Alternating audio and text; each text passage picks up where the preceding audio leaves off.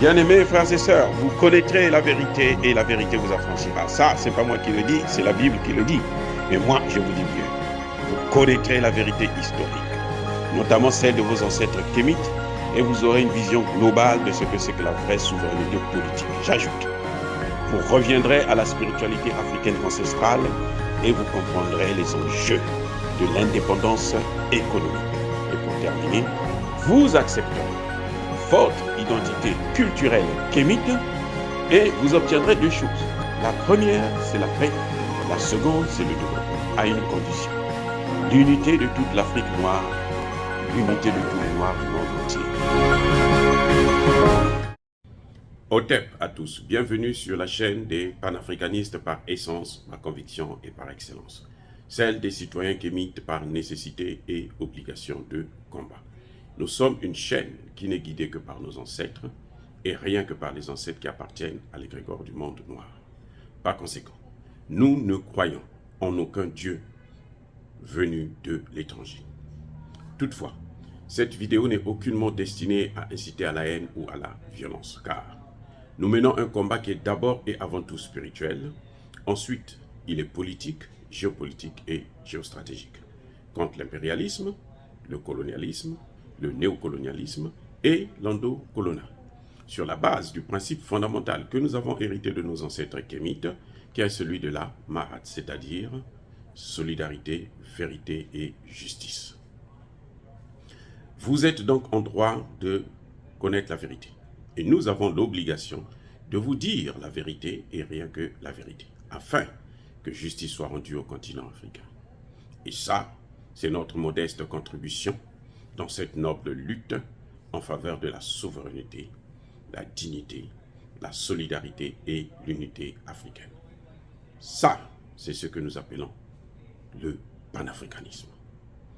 Bien-aimés frères et sœurs, beaucoup de gens parlent de l'imminence d'une troisième guerre mondiale. Il y en a même qui prévoient qu'elle sera là. Elle va commencer entre les années 2030 et 2050. Mais nous, vous disons, moi, je dis que nous sommes déjà dans la guerre mondiale, dans la troisième guerre mondiale. Eh oui, nous sommes déjà dans la troisième guerre mondiale. Qu'est-ce qu'une guerre mondiale? Une guerre mondiale, c'est une guerre qui implique pratiquement toute la communauté internationale. Une guerre mondiale, c'est une guerre qui implique tous les continents. Une guerre mondiale, c'est une guerre qui implique l'essentiel des pays de la planète. Ils s'affrontent. La seule différence entre la première et la seconde guerre mondiale, et celle qui est en train de se passer actuellement, la troisième guerre mondiale, c'est que la troisième guerre mondiale, c'est une guerre asymétrique. Qu'est-ce qu'une guerre asymétrique? Une guerre asymétrique, ce n'est pas une guerre qui se passe seulement avec les armes. Ce n'est pas seulement une guerre où des militaires s'affrontent sur un terrain donné, comme lors de la première et la seconde guerre mondiale. Non. Une guerre asymétrique, c'est une guerre stratégique. C'est une guerre politique. C'est une guerre géopolitique. C'est une guerre qui implique tout le monde, mais cette guerre se fait en s'appuyant sur les faiblesses de l'autre. Je répète, une guerre asymétrique n'est pas une guerre qui met face à face deux ou trois armées qui s'affrontent. C'est une guerre qui est géopolitique, qui est géostratégique, qui implique, qui s'attaque aux faiblesses de l'autre. Dans ce contexte de guerre asymétrique, on utilise les médias, on utilise les matières premières, on utilise, comme on le voit en Ukraine, les céréales, on utilise le pétrole, le gaz, on utilise les zones d'influence, on utilise tout ce qui peut affaiblir l'autre, sinon le neutraliser et gagner la guerre. Maintenant, cette guerre se passe où? On le voit en Ukraine. D'abord, quels sont les continents qui sont impliqués? Le continent américain, l'OTAN est là, et on prend au premier chef, nous avons les États-Unis d'Amérique, nous avons l'Union européenne, et pratiquement l'essentiel de l'Europe, nous avons la Russie, nous avons la Chine, et nous avons l'Afrique. Eh oui, c'est ça qu'on appelle la guerre mondiale. Tous les continents sont impliqués. Vous voyez, la Russie a une partie qui se trouve en Europe et une autre partie qui se trouve en Asie. La Chine, c'est l'Asie. La guerre entre les États-Unis, l'OTAN et la Chine, c'est au niveau de Taïwan qu'elle se passe actuellement. Les États-Unis et leurs alliés poussent Taïwan à vouloir prendre son indépendance totale vis-à-vis de la Chine. Et la Chine riposte. On a vu la Chine sortir des accords sur la protection de l'environnement. Moi, ça ne me regarde plus. Ah oui, ça ne me regarde plus. La Chine, vous allez voir, si ça continue, elle va pouvoir mettre un blocus autour de Taïwan, puisque Taïwan c'est une île. Elle peut bloquer cette île.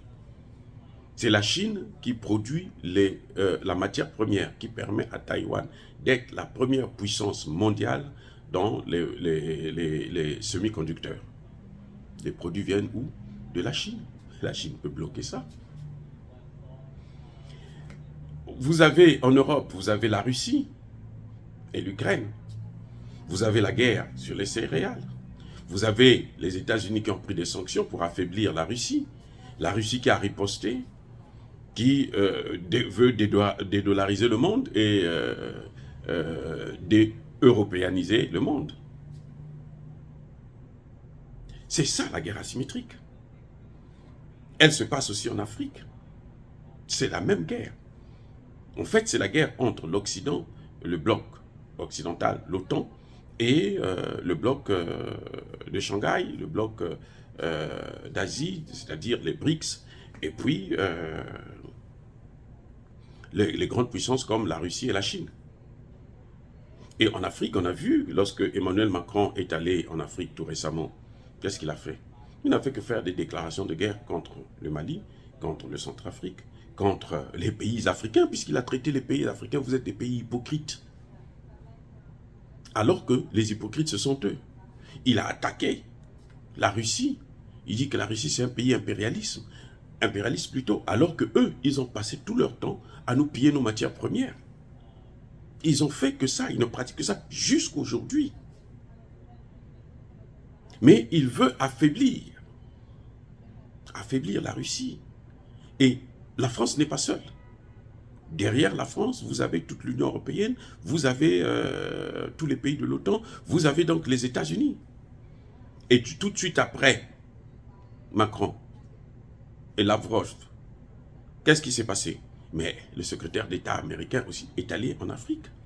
Il est allé sécuriser ses chasses gardées, le Congo démocratique et Kigali.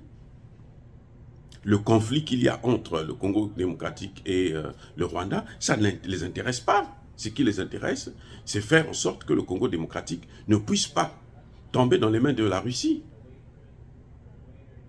Eh oui, parce que la population au Congo démocratique, ils sont divisés, la population veut voir les Russes sur le terrain. C'est Tshisekedi qui n'a encore rien compris, qui pense qu'il va être sauvé et les Occidentaux vont le bénir, vont le développer, alors que ça fait depuis les indépendances. Nous sommes avec ces Occidentaux. Nous sommes comme des œufs sur la tête d'un enfant qui est l'Occident. Et cet enfant, l'Occident, est en train de jouer au ballon avec les œufs sur la tête. Qu'est-ce qui va se passer? Mais ces œufs-là vont finir par se casser. Donc, depuis 60 ans, ils ne font que nous coloniser. Et la Chine et la Russie attaquent sur ce point.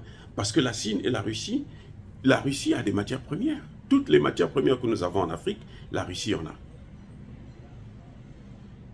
C'est la Russie qui produit le gaz spécial que Taïwan utilise pour fabriquer ses semi-conducteurs.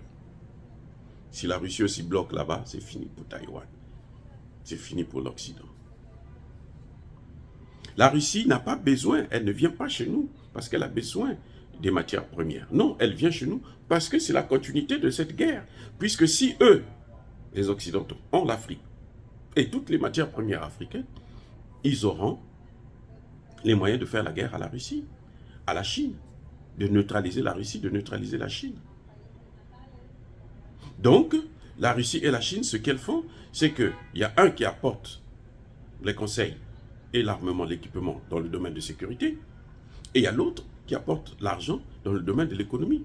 D'ailleurs, même l'argent, même la Russie aujourd'hui commence à financer des projets de développement. Tout ça, c'est pourquoi? Tout ça, c'est pour empêcher que l'Occident ne puisse avoir l'Afrique. Comme disait Houphouët-Boigny, c'est que celui qui aura l'Afrique, le contrôle de l'Afrique, aura le contrôle du monde. Donc il faut empêcher que les Occidentaux puissent avoir le contrôle du monde. C'est ça, la guerre asymétrique. Nous sommes dans la guerre asymétrique, vous utilisez les faiblesses de l'autre. Ce n'est pas question de l'arme atomique. L'arme atomique, il y a beaucoup de pays qui ont l'arme. L'Iran a l'arme atomique, la Corée du Nord a l'arme atomique, l'Afrique du Sud a la capacité nucléaire, l'Algérie a la capacité nucléaire. Aujourd'hui, ce n'est plus l'arme atomique qui fait l'influence. C'est pour ça d'ailleurs que les Nations Unies sont caduques aujourd'hui. Les Nations Unies, on le voit très bien, et ils ont été obligés, les Nations Unies ont été obligées, de se tourner, de choisir leur camp, c'est-à-dire les Occidentaux, parce que ce sont eux qui donnent plus d'argent. Mais aujourd'hui, on le voit de plus en plus, la Chine et la Russie bloquent toutes les résolutions des Nations Unies, du Conseil de sécurité, lorsque ça touche leurs intérêts. Ils bloquent ça, c'est tout. Ils paralysent le système. Donc les Nations Unies ne sont plus fonctionnelles, ne sont plus adaptées. C'est devenu la chose, le bras armé de l'Occident quand ils veulent faire une guerre, notamment en Afrique. C'est pour ça d'ailleurs que vous allez constater que toutes les missions des Nations Unies actuellement se trouvent en Afrique. Donc, n'attendons pas une troisième guerre mondiale où ils vont se déclarer la guerre ouvertement. Non, ça se déclare déjà, ils ont déclaré la guerre. On a traité Poutine de dictateur, Poutine a riposté, on a pris des sanctions, des trains, au moins ils sont au moins 6 ou 7 trains de sanctions. Et la Russie aussi est en train de mener la lutte pour dédollariser le monde. Puisque la Russie vend maintenant ses produits avec sa propre monnaie. Eh oui, voilà ce que nous appelons la troisième guerre mondiale. Elle implique tous les 4 continents. Donc c'est la majorité des continents qui sont impliqués. Et l'Eurasiatique, vous savez, qui est sous le contrôle des Américains. Donc, qu'on le veuille ou non, ils sont impliqués indirectement. Donc, les 5 continents sont impliqués. Mais la seule différence, c'est que ça se passe de façon asymétrique, où on utilise tous les moyens. Vous avez entendu la France parler de la propagande russe, alors que fait France 24 et RFI, TV5 Monde? Qu'est-ce qu'ils font? Ce n'est que la propagande. Ce sont des chaînes qui ne sont pas écoutées en France. Ce sont des chaînes qui sont écoutées qu'en Afrique. Quand c'est écouté en France, c'est par des Africains, c'est tout. Puisqu'ils pensent qu'on va parler du bien de leur pays ou quelque chose de ce genre. Donc les médias sont là, les matières premières jouent un rôle important, la communication, les armes aussi, on le voit, les Russes ont battu aujourd'hui au Mali, la force française Barkhane et européenne Takuba au Mali, puisqu'ils sont partis. Les Russes ont gagné cette partie de la guerre. Et la guerre continue, puisqu'il y a l'Allemagne qui est encore là, qui insiste. Les Maliens veulent les pousser à la porte, mais ils insistent pour rester. Macky Sall est allé au Mali hier, c'était pourquoi? C'était pour aller négocier le maintien de l'Allemagne. C'est tout. Parce que si l'Allemagne part, c'est aussi encore une seconde défaite. Et petit à petit, chacun gagne du terrain. Donc voilà, bien aimés, nous Africains, nous devrons prendre conscience Parce que nous, ce qui compte pour nous, c'est notre autonomie, c'est notre liberté. Que nous soyons libres d'avoir des partenaires, de choisir nos partenaires et de gérer dans toute souveraineté nos États. De créer les États-Unis d'Afrique avec leur monnaie et leur base, leur armée. Une monnaie unique et une armée africaine commune. C'est ça qui nous importe. Et eux, ils font tout pour nous empêcher de faire ça, d'atteindre nos objectifs. C'est pour ça d'ailleurs qu'ils ont installé des bases militaires partout en Afrique. Donc vous voyez, chacun de nous a son intérêt. Les Occidentaux ont leurs intérêts. Il faut éviter que l'Afrique se développe. Comme ça, l'Afrique restera un réservoir de matières premières pour eux. Et pour la Russie, il faut éviter que les États-Unis puissent prendre l'Afrique. Parce que s'ils prennent l'Afrique, ils auront la possibilité de nous mener une guerre plus féroce et peut-être même nous évincer. Donc, on est tous, chacun a ses objectifs et la guerre continue. C'est aux Africains, maintenant, à nos dirigeants, de prendre conscience de cette situation, de ce fait. Parce que d'abord, nous sommes victimes du racisme le plus profond qui soit et nous devons donc être solidaires, former un ensemble, un groupe politique puissant, un État fédéral. Dire cela, c'est inciter à la haine ou à la violence. Non, nous sommes une force tranquille. Ya ba colère veille, ya maleme. Soyez bénis par le Dieu des Kémites, j'ai dit et j'assume.